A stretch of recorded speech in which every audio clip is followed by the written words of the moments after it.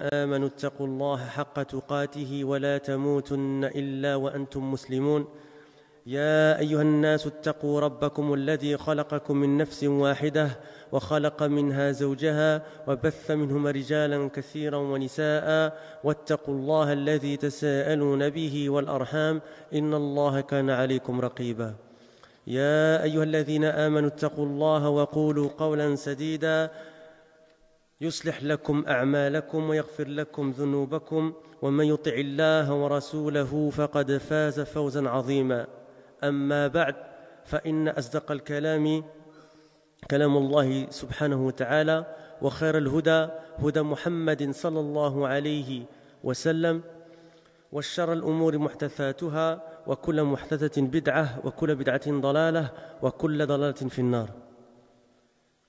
أما بعد, donc on est toujours dans le cadre de la conférence et c'est le dernier cours de cette conférence, Inch'Allah, ce sera le cours de clôture. Conférence sous le thème la salafia, la voie du juste milieu entre le laxisme et l'extrémisme. Et je voulais terminer par un cours de Cheikh Ahmed Ben Yahya Najmi, rahimahullah ta'ala, ce noble savant qui nous a quittés il y a peu, rahimahullah ta'ala, et qui était le mufti du sud de l'Arabie Saoudite, et c'est tiré de son explication de Usul Sunnah de l'imam Ahmed, rahimahullah. Et le titre du cours est donc s'accrocher à ce sur quoi étaient les compagnons. Comme on a vu dans le premier cours, qui était le cours en guise d'ouverture, sous le thème « Bienvenue aux demandeurs des sciences »,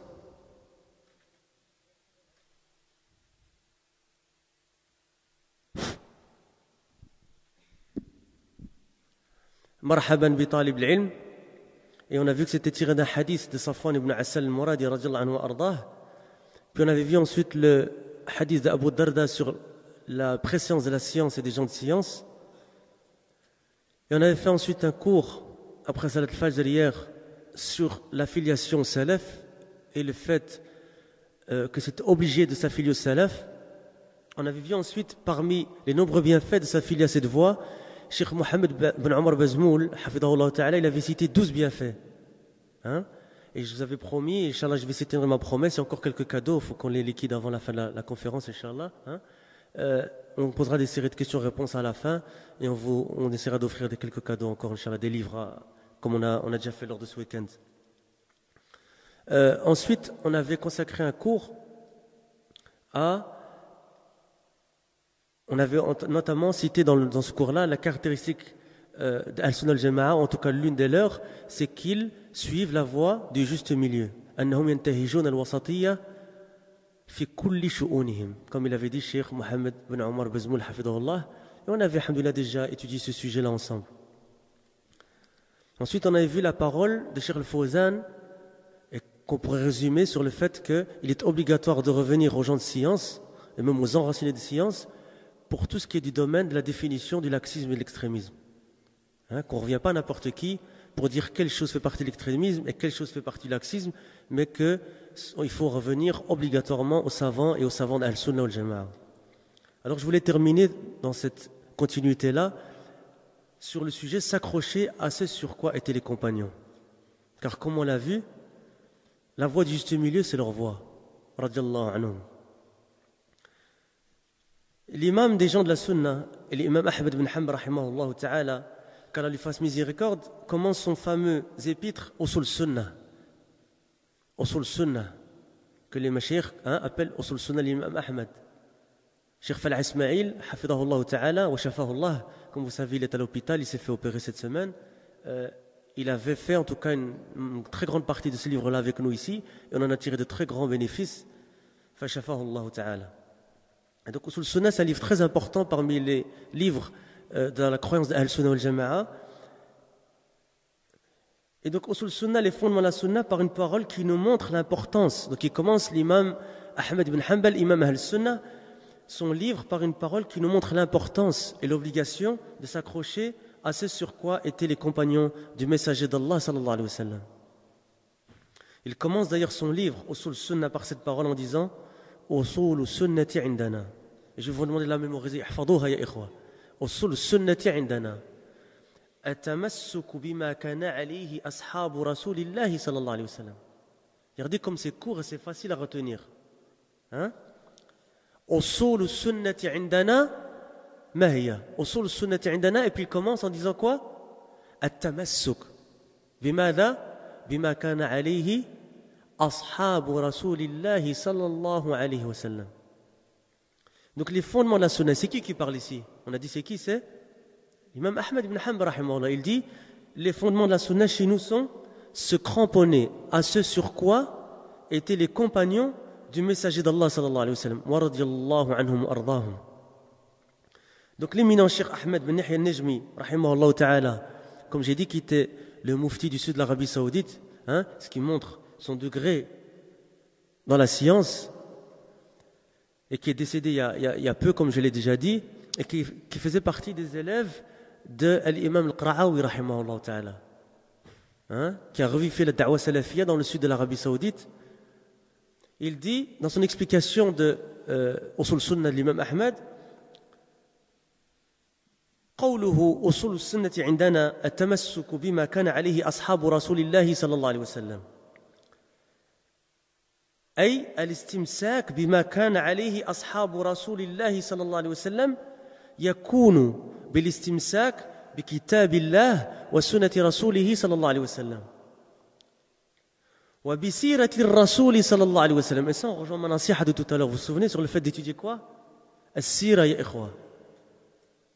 نحن ندعي حب الرسول صلى الله عليه وسلم، فأين نحن من دراسة سيرته عليه الصلاة والسلام؟ وندعي حب أصحابه عليه الصلاة والسلام رضي الله عنهم، فأين نحن من دراسة سيرتهم؟ Comme je l'ai dit tout à l'heure, on prétend aimer le prophète عليه الصلاة والسلام, وإنشاءالله on l'aime. Hein, je dis ça juste en guise de nasiha pour essayer de se motiver, c'est pas pour démotiver, au contraire. Hein, où est-ce qu'on en est par rapport à notre connaissance de la sira? Et regardez la nasiha, je vous avais dit que j'allais la citer dans ce cours-ci. Hein, et regardez la parole de Cheikh Najmi, rahimahullah, ce grand savant, cet éminent savant, elle est très claire.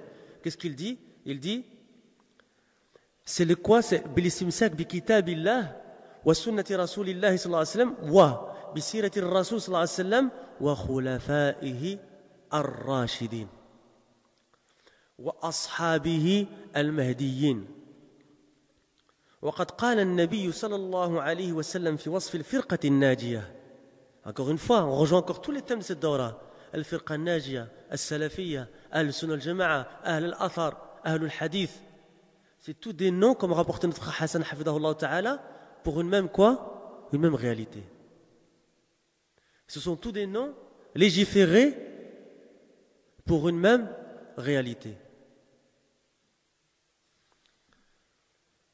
وقد قال النبي صلى الله عليه وسلم في وصف الفرقة الناجية من حديث الافتراق حيث قال وستفترق هذه الأمة على 73 فرقة كلها في النار إلا استثناء إلا واحدة.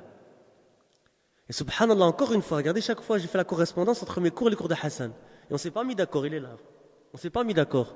Pourquoi? Comme j'ai dit, parce qu'on prend de la même source. Il a fait un cours sur le takhrij ce matin, ça ou là, de ce hadith-là, et une réfutation des gens qui essaient de quoi? Hein? De le rendre faible.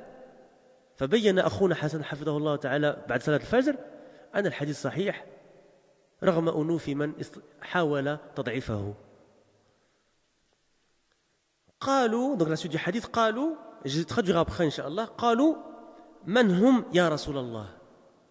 قال هم الذين على مثل ما أنا عليه و il situe le prophète عليه الصلاة والسلام هل سكت؟ لا وأصحابي. Et ça on rejoint notre cours dans l'affiliation salaf. Qu'est-ce qu'on avait dit? وما يشقق الرسول من بعد ما تبين له الهدى ويتبع غير سبيل المؤمنين. On avait vu الحكمة dans ce عطف.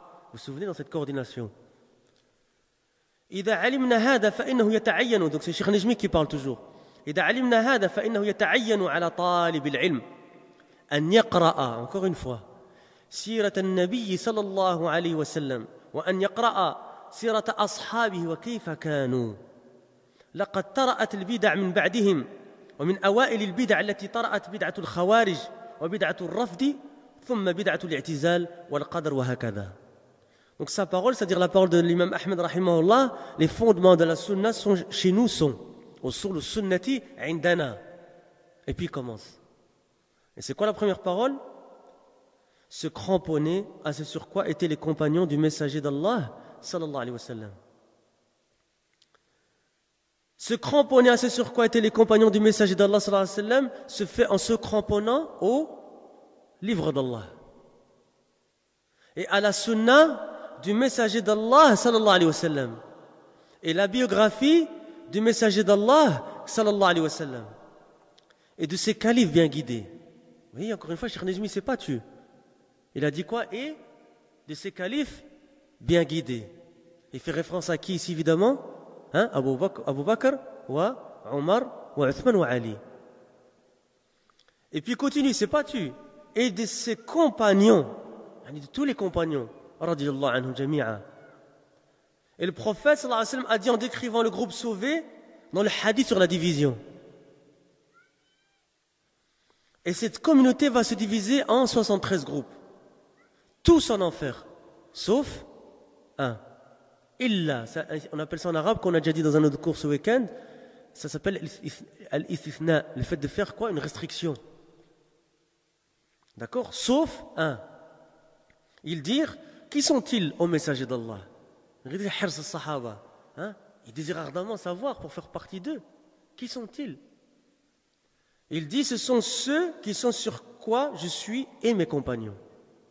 Vous avez vu? Et mes compagnons. Sachant cela, il est obligatoire aux demandeurs de science, aux talib al-ilm.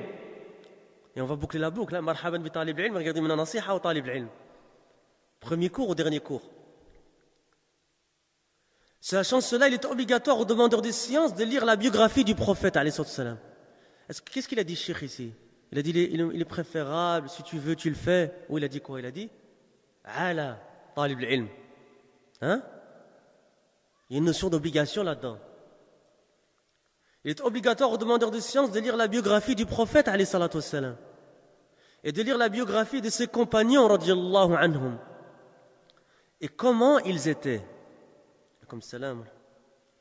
Puis Cheikh continue en disant, Cheikh Ahmed bin Yahya Najmi rahimahullah, les innovations sont apparues après eux. Et là on rejoint une parole de qui? Vous ne vous souvenez pas? C'est pas une parole de Ibn Taymiyyah qu'on avait souligné? Qui sont apparus après eux. Hadathun hadatha ba'dahum. Vous vous souvenez pas hier?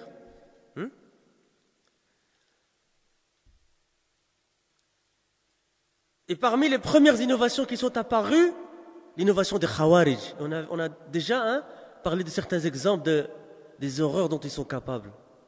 Quand on a parlé de ce qui s'est passé en Algérie tout à l'heure.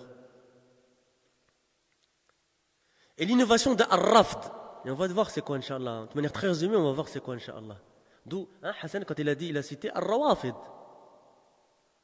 Et l'innovation de Al-I'tizal. Ce que vous entendez souvent dans les Duruz de Mashir, Al-Mu'tazila. Et Al-Qadar. Et ainsi de suite. Ar-Rafd a pour sens At-Tark. C'est-à-dire quoi? Le fait de laisser, de rejeter. Et ils sont donc ceux, Ar-Rawafid, ceux qui ont rejeté l'imama de qui? Des deux Cheikh. C'est-à-dire qui, quand les ulama disent ça, c'est qui? Abu Bakr et Omar. Et ils s'innocentent d'eux. Et ils insultent les compagnons du messager d'Allah sallallahu alayhi wa sallam, Allah al-Musta'an, et les critiquent. Al-Mu'tazila, ce sont les compagnons de Wasil ibn Ata. Lorsqu'il a quitté I'tazala, d'où le mot I'tizal, Mu'tazila, les assises de Hassan al-Basri rahimahullah ta'ala. Wasil ibn Ata dit que celui qui commet un grand péché n'est ni croyant ni mécréant. Mais qu'il est à un stade entre les deux. Manzila bayna al-manzilatayn, comme ils disent les mashir souvent. D'accord? Al-Qadariya, c'est un nom que les gens de la Sunna donnent à ceux qui prétendent qu'ils font eux leurs actions sans prédestination, comme il dit Cheikh Ahmed Nejmi. Sans prédestination d'Allah. Cheikh Abdul Muhsin al-Abbad, hafidahullah ta'ala, dans son explication de hadith Jibril, alayhi salam, Il dit à propos des Qadariya qu'ils prétendent que les gens créent leurs propres actions et qu'Allah ne les a pas prédestinés. Wal'iyadhu billah. Évidemment, il y a plusieurs groupes chez les Qadariya, hein? Il parle d'un certain groupe particulièrement ici. Or, le madhab d'Al-Sunnah, c'est qu'Allah a créé les gens, comme il dit Cheikh Al-Muhsin Al-Abbad, Allah a créé les gens et les actions des gens. خلق العباد وأفعالهم سبحانه وتعالى. Parmi leurs erreurs également de Qadariya, c'est qu'ils renient le châtiment de la tombe. Et le fait que le prophète sallallahu alayhi wa sallam va intercéder pour les gens qui ont commis des grands péchés de sa communauté. Parmi les gens de sa communauté, il y a des gens qui ont commis des grands péchés, eh bien, ils renient cette intercession-là. Et qu'ils seront sortis du feu. Ils renient la vision d'Allah, Ru'yatullah Azza wa Jal. Et le questionnement des deux anges, Munkar et Nakir. Et ils ont dit que le Coran était créé, parmi d'autres erreurs encore. Certains athars ont été rapportés d'ailleurs les concernant, selon lesquels ils sont les majous de cette communauté. Wal'iyadhu billah. وَلَقَدْ كَانَ, et c'est toujours Cheikh Najmi qui parle, rahimahullah, وَلَقَدْ كَانَ أَصْحَابُ رَسُولِ اللَّهِ صلى الله عليه وسلم يقفون من هذه البدع وأصحابها موقف المنكر وموقف المغير فقد ثبت في صحيح مسلم أن عبد الله بن عمر لما أخبر ببدعة القدرية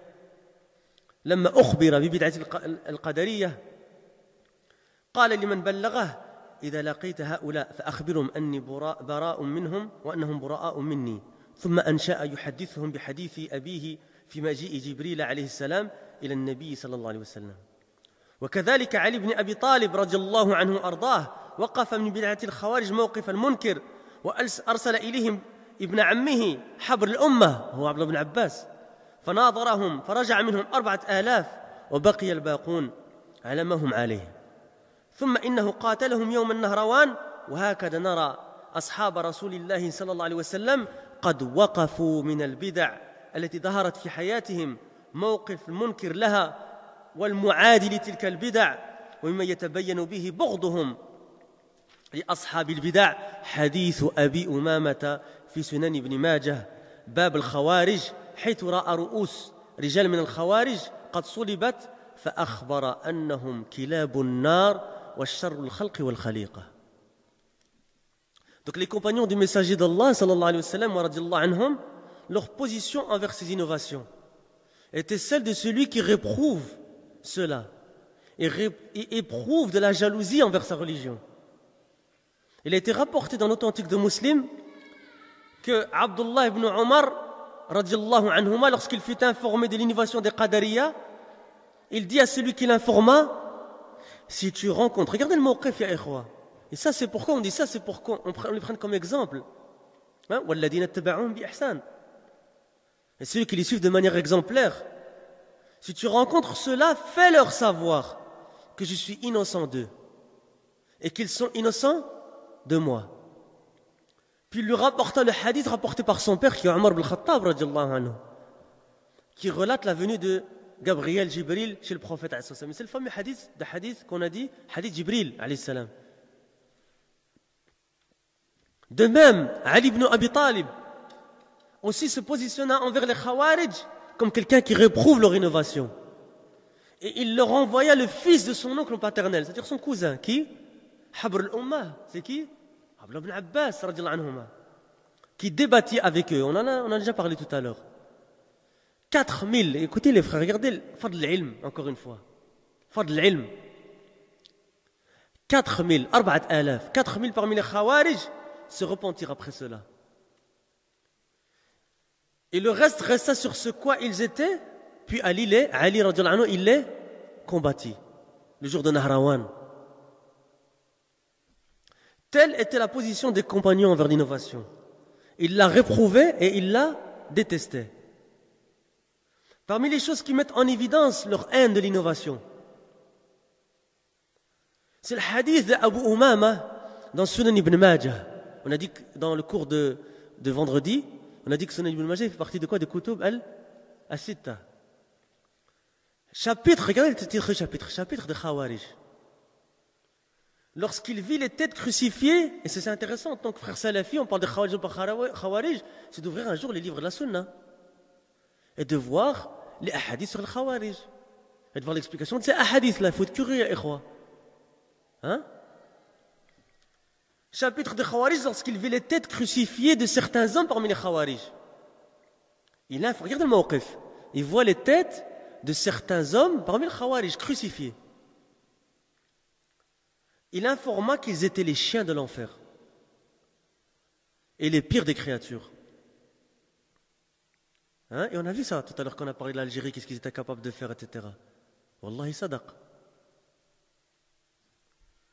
قال الإمام أحمد رحمه الله تعالى, donc c'est la suite. C'était quoi le début, إخوة? احفظوا هذه الكلمة. hein? أصول السنة عندنا التمسك بما كان عليه أصحاب. très facile à retenir. أصول السنة عندنا التمسك بما كان عليه أصحاب رسول الله صلى الله عليه وسلم والاقتداء بهم. والاقتداء بهم. يقول الشيخ النجمي رحمه الله شارحا لقول الإمام أحمد: معنى ذلك أن نقتدي بأصحاب رسول الله صلى الله عليه وسلم وأن نعتقد أنهم أفضل الأمة وأحبها إلى الله وأقربهم إليه وسيلة. والله يقول, regardez encore une fois quel verset: ومن يشاقق الرسول من بعد ما تبين له الهدى ويتبع غير سبيل المؤمنين نوله ما تولى ونصله جهنم وساءت مصيرا. Encore une fois, regardez l'importance de ce verset, ya ikhwa. قوله ويتبع غير سبيل المؤمنين. الصحابة هم أعلى الأمة إيمانا وأفضلها عند الله مقاما. Et ça vous doit rappeler pour les frères qui habitent ici ou qui sont venus ici quand Cheikh Falah Ismail nous a visités il n'y a pas longtemps. Il n'avait pas dit ça, il n'a pas dit Sahaba fawq. Hein? Il a dit tu regardes au point que ta rotral tombe quand tu regardes vers Sahaba. Dès que tu dis Sahaba, tu regardes tout à fait en haut. Vous vous souvenez de ça? Regardez, kalam ahl sunnah wahid. Est-ce que Cheikh Falah Ismail s'est mis d'accord avec Cheikh Nejmi? Hein? Non, ils prennent de la même source. فشفى الله شيخنا. Donc il a dit quoi? ويتبع غير سبيل المؤمنين الصحابة هم أعلى الأمة إيمانا وأفضلها عند الله مقاما. Qu'est-ce qu'on va penser maintenant des rawafid qui les critiquent, qui les insultent, et certains d'entre eux font le takfir?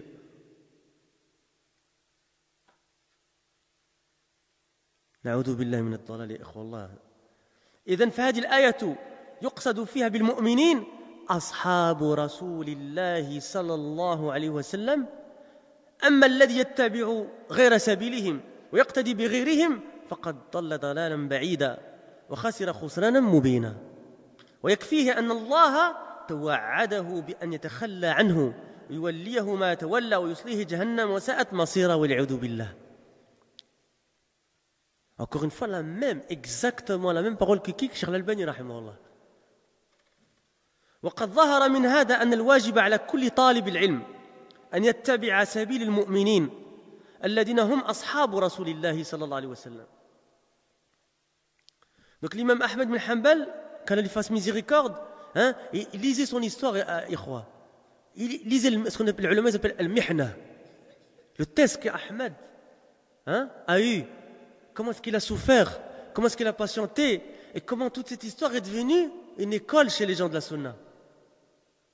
Par rapport à quoi? Fitnat khalqa al-Qur'an. Voilà, c'est une école, ya ikhwa. Que des enseignements. Les ulama ont fait des livres, des khutab jumu'ah. Il faut écouter, il faut lire, ya ikhwa.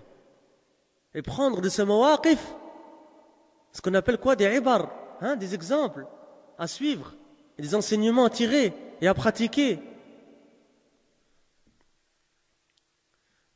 Donc, Cheikh continue, l'imam Ahmed rahimahullah, il dit, on a dit quoi donc? أصول السنة عندنا تمسك بما كان عليه أصحاب رسول الله صلى الله عليه وسلم. C'est-à-dire que les fondements de la sunna chez nous sont s'accramponner, s'accrocher à ce sur quoi étaient les compagnons du messager d'Allah sallallahu alayhi wa sallam. Et regardez la suite. Et l'iqtida'u bihim. Et les prendre en exemple. Cheikh Ahmed al-Najmi rahimahullah, il dit en guise d'explication de ce passage, le sens de cela, c'est que nous prenions en exemple les compagnons du messager d'Allah sallallahu alayhi wa sallam. Et que nous croyons qu'ils soient les meilleurs de cette communauté. il est plus aimé par Allah, subhanahu wa ta'ala, et il est plus proche d'Allah. La traduction du sens de la parole d'Allah dit, et quiconque fait scission d'avec le messager après que le droit chemin est apparu, et comme on a dit, est-ce que ce verset s'arrête là? Et quoi? Hein? Non. Et suit un sentier autre que celui des croyants. Alors, nous lui collerons ce qu'il s'est collé et le brûlerons dans l'enfer. Et quelle mauvaise destination. Et c'est la traduction du sens de Surat An-Nisa, verset 115. Les compagnons du messager d'Allah sallallahu alayhi wa sallam sont les plus élevés dans la foi de cette communauté et les plus nobles en position auprès d'Allah. Ce qui est voulu par les croyants dans ce verset, ce sont donc les sahaba, les compagnons du messager d'Allah sallallahu alayhi wa sallam. Celui qui suit un autre chemin que le leur et prend en exemple autre qu'eux, se sera égaré d'un grand égarement et aura perdu d'une grande perte. Et il lui suffit qu'Allah ait menacé qu'il sera délaissé par Allah et que lui sera collé ce qu'il s'est collé et qu'il brûlera, wali'adu billah, en enfer. Et quelle mauvaise destination. Cheikh termine en disant, nous cherchons auprès d'Allah refuge contre cela. Hein?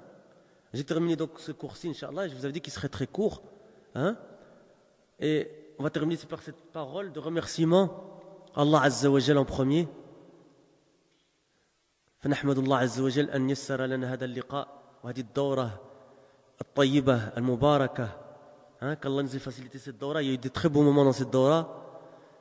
On a fait connaissance avec pas mal de frères. Il y a eu des belles assises, beaucoup de fawaïd, beaucoup d'émotions aussi, alhamdulillah. Pour une première dora, Wallah alim, j'estime que c'était quelque chose de très réussi pour ma part. En tout cas, ça m'a beaucoup plu. Ça m'a beaucoup touché.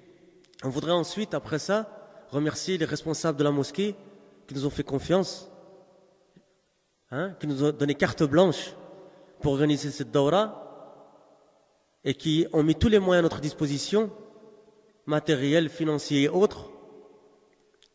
Et remercier notre frère Hassan Abou Asma, d'avoir fait le déplacement du Maroc. C'est pas la porte à côté, évidemment. D'accord? Et d'être venu, Zallahu khairan, pour encore une fois défendre la sunna du messager d'Allah sallallahu alayhi wa sallam. Et je remercie aussi les frères qui nous ont aidés à organiser cette dawra, tous les frères qui ont fait des efforts, les sœurs aussi, il y avait des sœurs de l'autre côté, on ne les voit pas, mais il y a des sœurs qui ont travaillé aussi. شكر الله الجميع وجزاهم الله خيرا وبارك الله في الجميع ونسأل الله عز وجل أن يبارك فيكم وأن يحفظكم. Et dit qu'Inch'Allah qu'on reste sur cette voie de la sunna et qu'on tire les enseignements de cette dawra-là, sur le fait d'apprendre la science ya ikhwa. Fadl talab al-ilm, fadlun azim. Et vous rappelez, istighfar, jami' al-khalaiq, al-malaika, wa ma aktharaha, wa man fi as-samawat, wa man fi al-ard, wa hatta al-hitan fi jawfi al-ma'. Et fadl al-alim, فضل العالم على العابد كفضل القمر ليلة البدر على سائر الكواكب. Et que ce sont ورثة الأنبياء. فضل العلم يا إخوة، والله إخوة فضل العلم عليكم بالعلم أو علينا بالعلم. العلم c'est très important يا إخوة. Il y a un hadith qui dit, on l'a vu dans nos cours également une fois, من يريد الله به خيرا يفقهه في الدين. Celui à qui Allah, regardez la phrase comment elle est claire, celui à qui Allah vient bien, Allah il lui facilite la compréhension de la religion. Les ulama ils disent, ils appellent ça mafhoum al-mukhalafa. C'est quoi mafhoum al-mukhalafa? Man lam yuridillahu bihi khairan, ou man la yuridillahu bihi khairan la yufiqhu fi ad-din. Sallallahu al-afiya ya ikhwa. Il faut apprendre notre religion ya ikhwa. Il faut être à la basir. On a vu aussi pendant, surtout dans les cours de Hassan, shubuhat ya ikhwa, c'est l'ilm. Il faut avoir le basira. Évidemment, c'est-à-dire revenir aux ulama et prendre des ulama pour ne pas se faire avoir, pour se protéger des ambiguïtés, pour rester sur la sunna. Qu'Allah fasse qu'on meure sur cette sunna.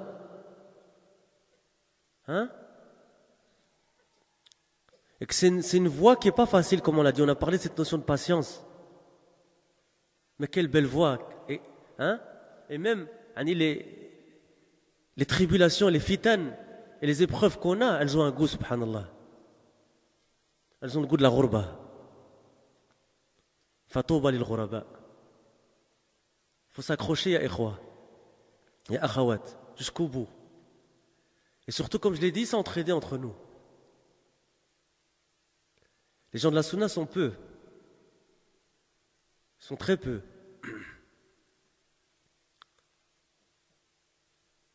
Prenez soin de vous, ya ikhwa.